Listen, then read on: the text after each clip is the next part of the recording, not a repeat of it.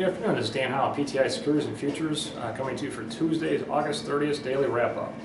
Overnight, the S&Ps were down a little bit, not a whole lot, relatively narrow range, 13 handles, which used to be big, but in the last couple of weeks has been relatively narrow. Foreign markets were mixed, both in Asia and in Europe.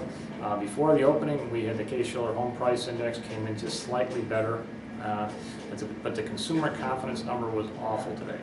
It was 44 versus we were expecting 52, which is just horrible.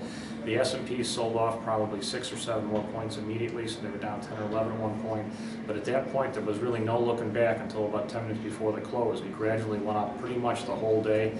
We did sell off the last 10 or 15 minutes, so we ended up fairly unchanged, which kind of interesting because usually we've been going up. Whatever pattern we established in the last 45 minutes, we pretty much end continuing in that direction.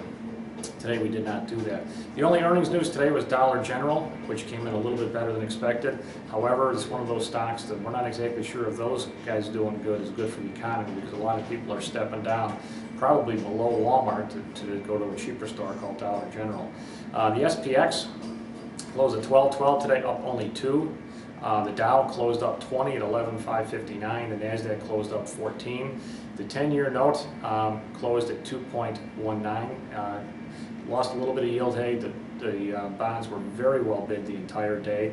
Once again, not a good sign for the market.